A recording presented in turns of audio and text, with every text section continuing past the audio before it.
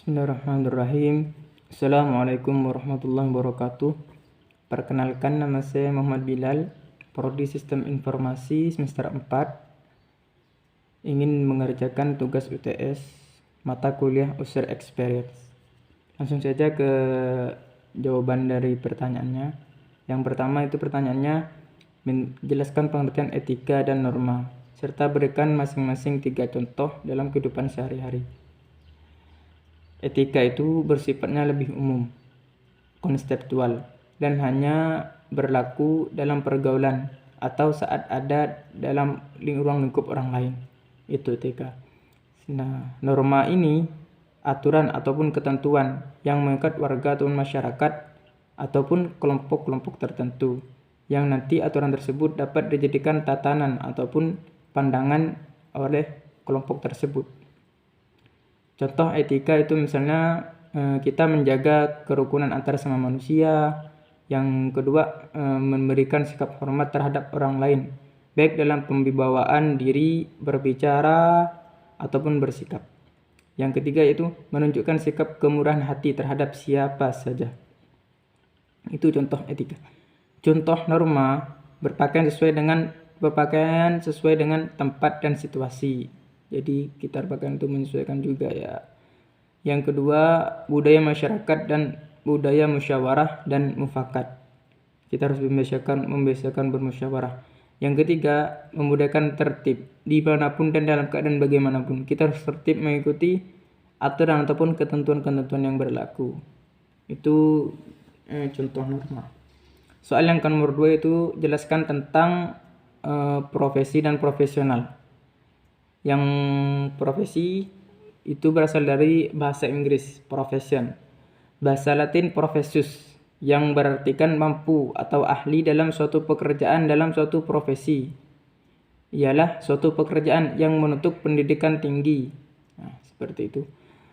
Sedangkan profesional itu ada 2 pilihan. Yang pertama itu profesi seorang, misalnya dia seorang profesional loh. Itu yang pertama. Yang kedua, biasanya dari penampilan orang tuh dikatakan profesional. Penampilannya misalnya melakukan sebuah pekerjaan sesuai dengan profesinya, itu juga profesional. Yang jawaban nomor ketiga yaitu jelaskan pengertian etika profesi. Nah, etika profesi adalah sikap berupa keadilan untuk dapat atau bisa memberikan suatu pelayanan profesional terhadap masyarakat itu dengan penuh ketertiban dan juga keahlian, yakni sebagai pelayan dalam rangka melakukan tugas dan merupakan kewajiban terhadap masyarakat. Itu etika profesi. Yang nomor 4 yaitu sebutkan 4 isu etika di era informasi beserta pengertiannya. Yang pertama ada privasi. Privasi di sini adalah hak ataupun hak lindung seseorang dalam mempertahankan informasinya yang bersifat pribadi, agar tidak dapat diakses oleh orang lain atau orang yang tidak berhak kepada kita. Itu privasi. Yang kedua yaitu akurasi. Akurasi di sini adalah faktor paling utama dalam sistem informasi. Ketidakakurasian sebuah informasi itu bisa menyebabkan gangguan-gangguan, dapat merugikan, bahkan membahayakan diri sendiri ataupun kelompok ataupun orang lain, seperti itu. Informasi yang diberikan seperti yang tidak benar, misalnya, ataupun yang kurang akurat, itu harus dipertanggungjawabkan, karena informasi yang kita infokan itu biasanya dapat dijadikan bahan referensi oleh diri kita sendiri ataupun oleh orang lain. Yang ketiga isunya yaitu properti. Properti ini berhubungan dengan siapa pemilik dari informasi tersebut. Bagaimana harganya atau bagaimana kadar sebuah informasi itu sangat diperlukan. Bagaimana sebuah informasi itu mengalir dan siapa saja yang boleh mengakses dari informasi tersebut. Kepemilikan informasi ataupun hak cipta yang membolehkan tersebut. Itu properti. Yang keempat isunya itu accessibility. Accessibility ini berhubungan dengan informasi juga apa yang dapat diperoleh orang seorang atau organisasi. Nah, dalam kondisi seperti apapun itu, fokus dari masalah akses adalah pada penyediaan akses untuk semua kalangan.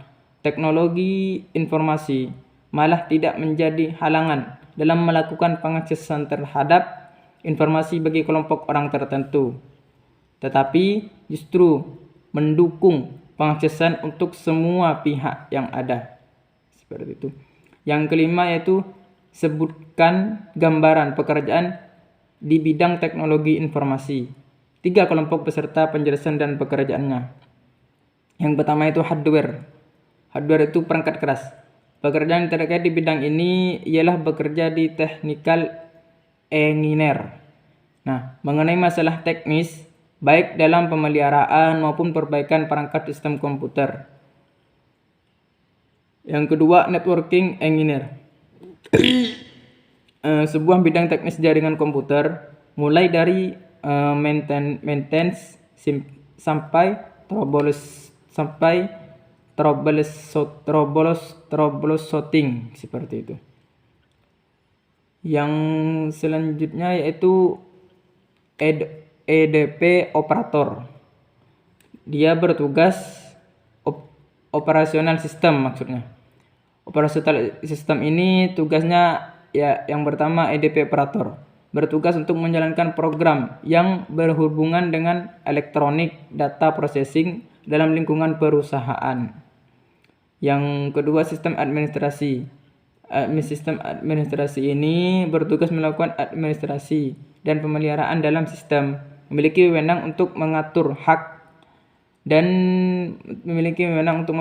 akses terhadap sistem dan hal-hal yang terkait dengan pengaturan operasional. Yang ketiga itu misdirection. Personel dengan wewenang tertinggi dalam sebuah sistem informasi. Tugasnya yang paling penting adalah melakukan pengolahan terhadap sistem secara menyeluruh, baik dari segi perangkat kerasnya, perangkat lunaknya, ataupun SDM-nya, seperti itu. Yang ketiga itu IT Business Development, dengan jenis pekerjaan yang diidentifikasikan oleh perkelompokan kerja ke berbagai sektor industri teknologi informasi. Yang keenam, sebutkan pencegahan dan penanggulangan cybercrime. Yang pertama itu lindungi gadget ataupun komputer perangkat lain dari perangkat lain. Yang kedua, jangan gunakan software bajakan. Yang ketiga, pasang perangkat keamanan yang up to date. Yang keempat, menggunakan data encryption. Yang kelima, jangan lupa membackup data ataupun rutin. Kita sering-sering melakukan pembackupan data seperti itu maksudnya. Yang keenam, jangan sembarangan bagikan info-info pribadi kita kepada yang tidak dikenal lah seperti itu. Yang ketujuh, kita abaikan layanan surat elektronik dan URL yang sekiranya itu mencurigakan. Kita jangan lanjutkan, kita lewati saja. Seperti itu. Yang ketujuh, jelaskan pengertian cyber law. Cyber law ini sangat dibutuhkan kaitannya dengan upaya pencegahan tindak pidana maupun penegahan terhadap tindak pidana tersebut. Cyber law ini akan menjadi dasar hukum dalam proses penegakan hukum terhadap kejahatan-kejahatan dengan sarana elektronik dan komputer, termasuk juga kegiatan pencucian uang dan kejahatan terorisme, juga termasuk kejahatan lainnya juga bisa. Itu pentingnya dari cyber law. Yang ke-8 yaitu apa itu Undang-Undang IT, sebutkan juga contoh dan analisanya. Undang-Undang Informasi dan Transaksi Elektronik merupakan undang-undang yang mengatur tentang informasi elektronik dan transaksi elektronik, seperti itu. Contohnya yaitu terjadi pada kasus Nur Arafah ataupun Farah pada tahun 2019 sampai sekarang. Pekerjaannya dia sebagai pelajar SMA. Kejadiannya di media Facebook. Substansinya dicaci maki. Motivasi marah lantaran cemburu. Seperti itu. Konten yang disampaikan berbunyi seperti ini. Mohon maaf ya. Hai anjing, Lu nggak usah ikut campur gendut, kayak tante-tante nggak bisa gaya. Emang lu siapa? Urus saja diri lu, yang jelek kayak babi, sok cantik nggak bisa gaya belagu. Nyokap lu nggak sanggup beliin baju buat gaya. Makanya lu punya gaya gendut.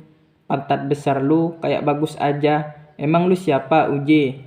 Hai gendut, bangsat ya lu anjing. Keterangannya seperti itu. Keterangan isinya penting Farah. Itu dari yang si Farah. Pelopornya Fali Vandini Julistin.